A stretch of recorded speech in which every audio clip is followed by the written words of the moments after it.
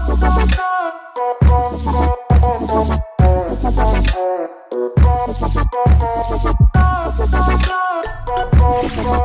everyone! Welcome back to my channel, and for today's video ay gagawa ako ng makeup look. So total, magpapasuka na at alam ko marami sa inyo ay naghahanap ng back to school makeup tutorial. Itong video na to ay bagay na bagay para sa inyo. Yung mga makeup product na gagamitin ko sa video na to ay budget friendly, pasok sa budget na mga baget. Meron din ako mga alternatives or option na maire-recommend sa inyo. So, bago kayo magsimula guys, huwag nyo laging kakalimutan moisturize ng face nyo. Yung lagi kong ginagamit yung eye white na moisturizer.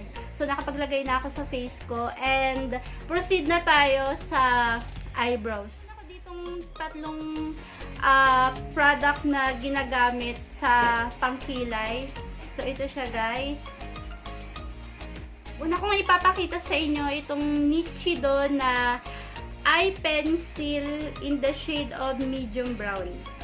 And meron din and itong isa, yung Miniso na eyebrow pencil in the shade of number 2. And ito yung madalas kong laging ginagamit, itong Shawil na eyebrow and eyeliner gel in the shade of number 2. So, yun guys, ito yung gagamitin ko sa aking kilay ngayon.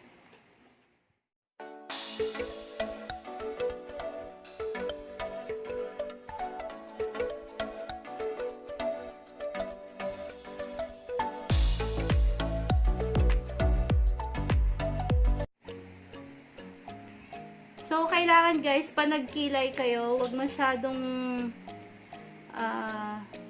on flick. Kasi, yung parang pang fresh lang yung datingan. Kasi baka mamaya masita kayo ng teacher nyo.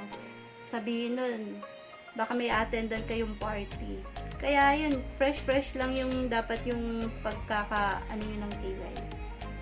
Lahat pala ng gagamitin kong makeup dito sa video na to is under 300 pesos.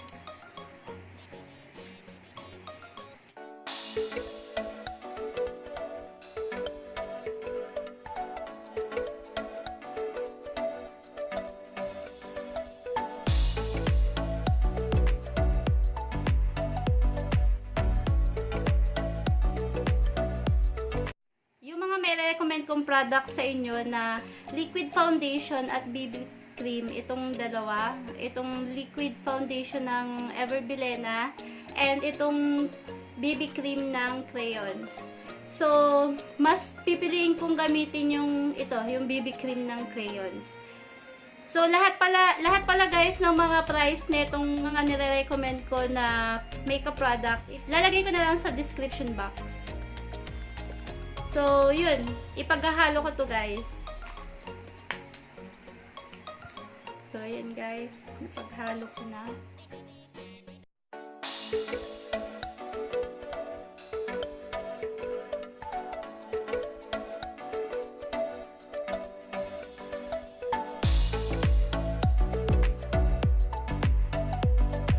Ayan, may malaki po ako ditong sumpa. Sala talaga dito pa talaga sa may ilong ko tumubo eh. And for the setting powder, isa lang yung ma-recommend ko, itong Vice Glow Finish Foundation. Maganda to guys. Bali yung shade ko dito, Kinesa.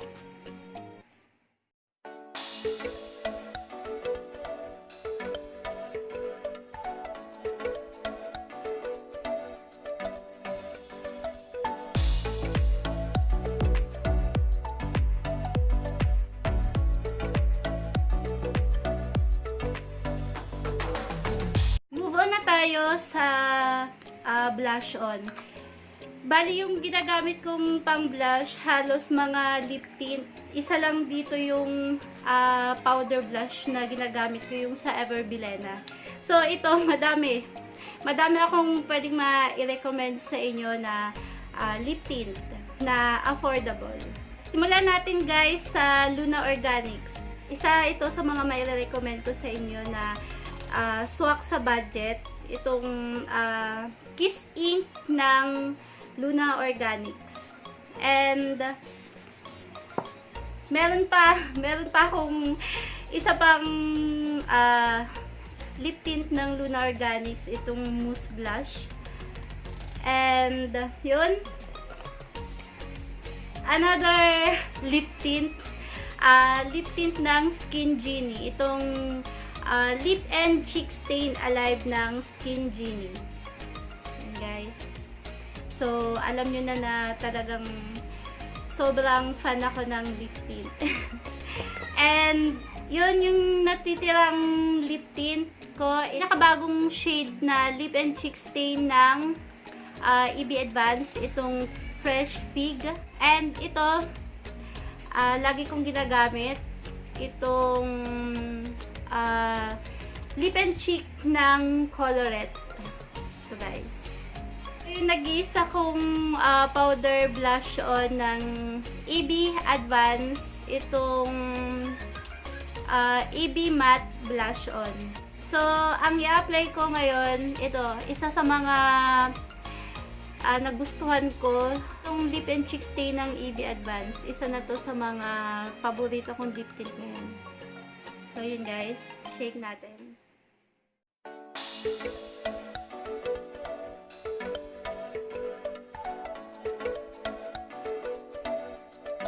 Isa sa mga reason kung bakit nagustuhan ko itong lip tint ng EB Advance kasi hindi siya mahirap i-blend.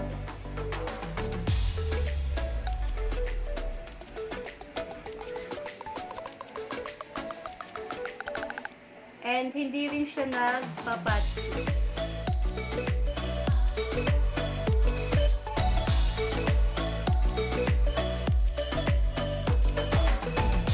Papatungan ko siya nitong EB Matte Blush On ng EB Advance.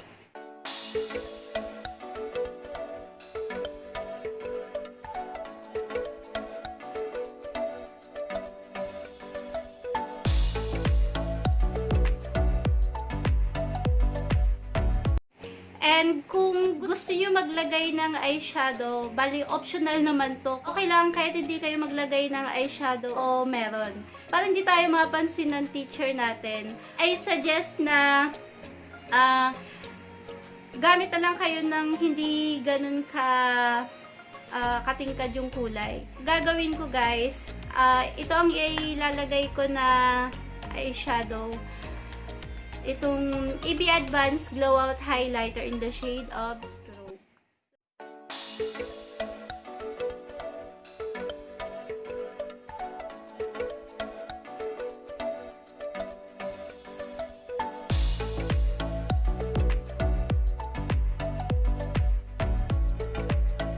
And for the mascara, isa lang yung mai-recommend ko.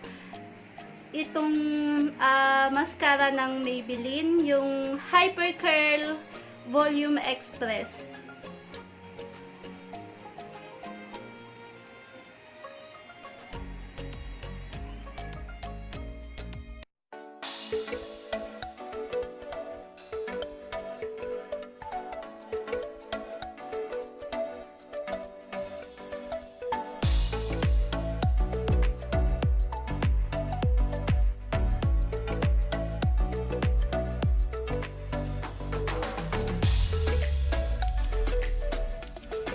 Pagdating naman sa highlights, optional din.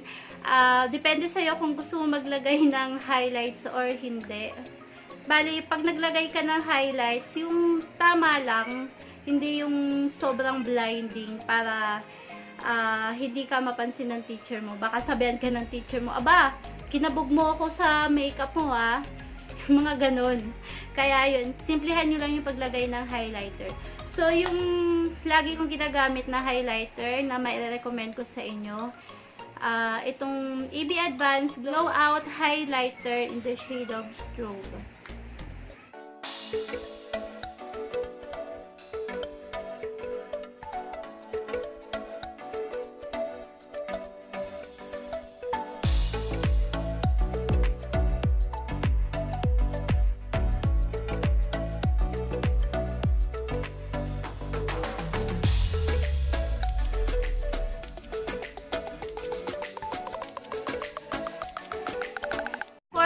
sa lips naman guys, ang gagamitin ko as always, lip tint. Bali, ang gagamitin ko din na lip tint, itong lip and cheek stain ng EB Advance in the shade of Fresh Fig.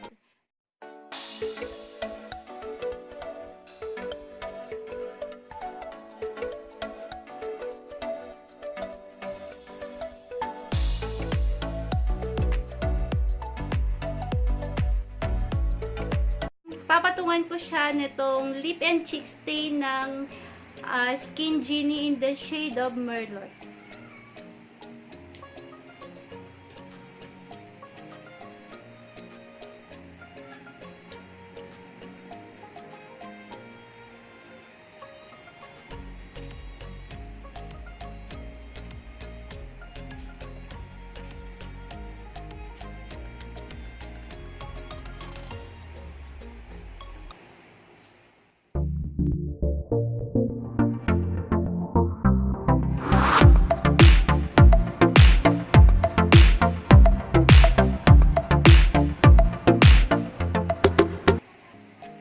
So, yun. Yung mga ganitong makeup lang dapat. Yung mga fresh lang yung datingan. Para magmukha naman tayo presentable sa harap ng teacher natin, ng mga classmate natin. Actually, hindi lang dapat sa kanila eh. Kaya, dapat magmukha tayong presentable sa buong school natin. Naalala ko nung college ako, doon lang ako natutong simulang mag-ayos. Bali yung mga pang-makeup na ginagamit ko pa lang noon. Yung sa kilay, yung eyebrow pencil, saka tamang mascara, saka blush on. And yun, lipstick din meron ako. Kasi halos mga classmate ko nung college ako, mga nag-aayos na din sila. So yun, parang naano ko sa sarili ko na kailangan ko ding mag-ayos kasi nakakahiya naman sa teacher ko, sa mga kaklase ko na magmukha akong dugyot sa harap nila. So yun, simula nun, dun ako natutong mag-ayos ng sarili ko, ng face ko. So yun guys, and wala namang masama na mag-ayos tayo o mag-makeup tayo kahit papaano, lalo na sa school, kasi syempre pangit din tignan kapag hindi ka nagmukhang presentable sa harap ng mga teacher mo, ng mga kaklase mo at schoolmate mo. So, yun guys, and sana nag-enjoy kayo sa video ko na to, and sana nakatulong tong video ko na to para mabigyan kayo ng mga idea ano yung mga makeup products na swak sa budget ninyo na pwede nyong gamitin. And please don't forget to give this video a thumbs up, and hindi pa kayo nakapag-subscribe, subscribe na kayo guys, and don't forget to follow me on my social media accounts on Twitter, Facebook, and Instagram. And yun guys, see you on my next one. Bye!